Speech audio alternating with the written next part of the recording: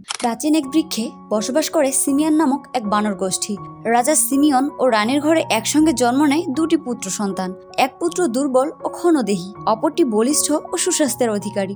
দুর্বল সন্তানটি প্রথম জন্ম নেওয়ায় সিংহাসনের উত্তরাধিকারী হওয়ার দাবি রাখে। তবুও রাজদরবারের মন্ত্রী ভ্লাদিমির এবং রাজ্যের জাদুকর যে ছিল একজন ডাইনি, তার পরামর্শে রাজা সিমিয়ন দুর্বল শিশুটিকে অশুভ বলে মনে করে এবং গোপনে তাকে মেরে ফেলার নির্দেশ দেয়। ভ্লাদিমির শিশুটিকে নিয়ে একটি উঁচু পাহাড়ে গিয়ে ফেলে দিতে চায়, কিন্তু শিশুটি তার হাত আঁকড়ে ধরায় সে কিছুক্ষণ দ্বিধায় পড়ে যায়। শেষ পর্যন্ত রাজভক্তির কারণে শিশুটিকে সে নিচে ফেলে দেয়। ভাগ্যক্রমে সে সরাসরি নিচে না পড়ে একটি লতায় ঝুলে যায়। এক নাকওয়ালা বাদর তাকে রক্ষা করে এবং নিজের নাম ইয়ন জানিয়ে তাকে নিজের পিঠে নিয়ে লালন পালন করতে থাকে। শিশুটির একটি হাত নেকড়ের কামড়ে ক্ষতিগ্রস্ত হয় এবং সে আর কখনো স্বাভাবিকভাবে হাঁটতে শেখে না। সময়ের সাথে সে বড় হয় এবং এডওয়ার্ড নামে পরিচিত হয়, আর ইয়ন তার সবচেয়ে ঘনিষ্ঠ বন্ধু হয়ে ওঠে। তারা রাজ্যের বাইরে এক ছোট কুটিরে বাস করে। ইয়ন কথা বলতে পারে না, তাই তারা বিভিন্নভাবে যোগাযোগ করে। তাদের মধ্যে প্রায়শই ঝগড়া হয়, কিন্তু তবুও তাদের বন্ধুত্ব অটুট থাকে।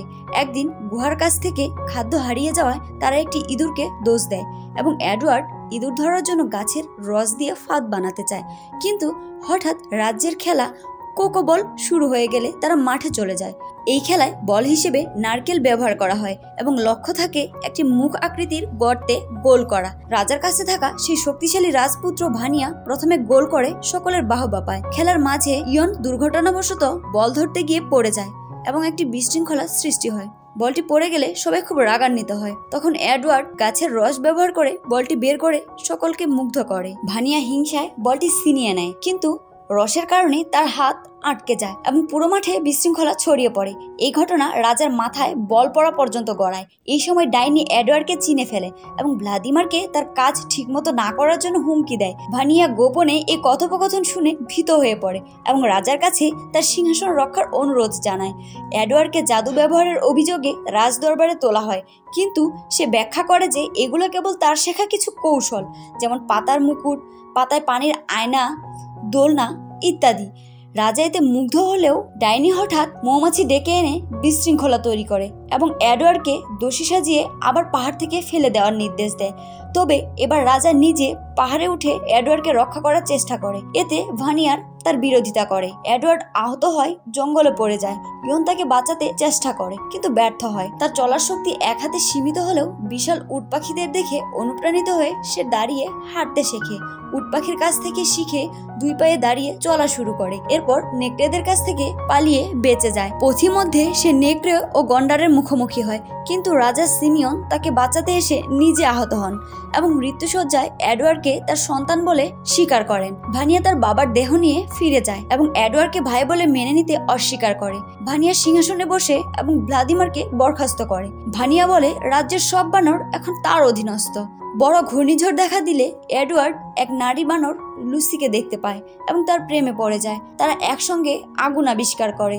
এডওয়ার্ড ও লুসি বন থেকে ফিরে আগুনের কথা জানালে বানররা তাকে পাথর ছুঁড়ে তাড়িয়ে দেয়। এডওয়ার্ড এবং লুসি একসঙ্গে একটি গুহায় বসবাস শুরু করে। তারা নিজেদের খাবার সংগ্রহ করে এবং শিকারও করে। সে আগুন দিয়ে একটি নেকড়েকে তার লুকিয়ে থাকা জায়গা থেকে তাড়িয়ে দেয়। অন্য বানরগুলো লুসি ও এডওয়ার্ডকে ফল ধরতে, খরগোশ ও অন্যান্য ছোট প্রাণী শিকার করতে দেখে। এডওয়ার্ড এখন নেকড়েকেও নিয়ন্ত্রণ করতে শিখে গেছে। বানররা ক্ষুধা আর সহ্য করতে না পেরে ভানিয়া ও তার পূর্বপুরুষদের গাছ ছেড়ে এডওয়ার্ড এবং লুসির কাছে আশ্রয় চায়। গিজেল্লা, এক নারী বানর যে ভানিয়াকে ভালোবাসত, সে থেকে যায়। প্রথমে লুসি তাদের স্বাগত জানায় না, কিন্তু এডওয়ার্ডের অনুরোধে সে অনুমতি দেয়। সবাই খাবার খেয়ে থেকে যায় এবং বড় উৎসবের আয়োজন করে। এদিকে ডাইনি গাছে আত্মা সাজিয়ে বানরদের ভয় দেখানোর চেষ্টা করে, কিন্তু এক তরুণ বানর ডিয়াগো তা ফাঁস করে দেয়। অবশেষে রাজ্যের বানররা এডওয়ার্ড ও লুসির নতুন গ্রামে চলে আসে। ভানিয়া ও গিজেলা একা হয়ে পড়ে। লুসি গর্ভবতী হয় এবং তাদের সন্তানের নাম ইয়ন রাখার সিদ্ধান্ত নেয়। লুসি ঘরে বিশ্রাম করতে থাকে আর এডওয়ার্ড গ্রামের নির্মাণ কাজে সবার সাহায্য করে। এখন সব বানর এডওয়ার্ডের মতোই দুই পায়ে চলে। তারা এখন নিজেরাই শিকার করতে পারে। তারা মাসের পর মাস দেখতে থাকে। যখন বানররা নিজেদের নতুন গ্রাম গড়ে তোলে, তখন ডাইনি প্রতিশোধ নিতে চায়।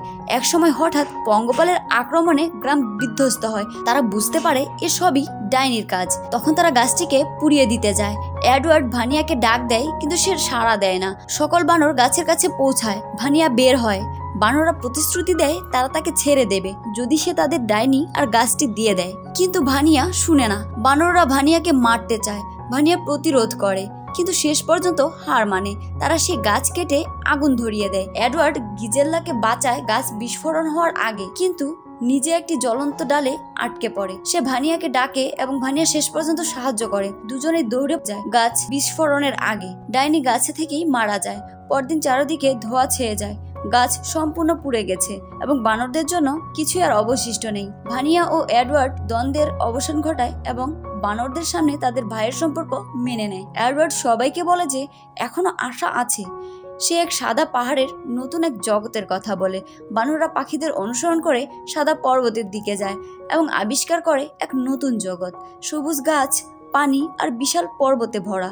বানররা আনন্দে আত্মহারা হয়ে যায় এবং তখন এডওয়ার্ড আবার ইয়ানকে দেখে। লুসি দুই বন্ধুকে একসাথে মিলিত হতে দেখে অনেক খুশি হয়।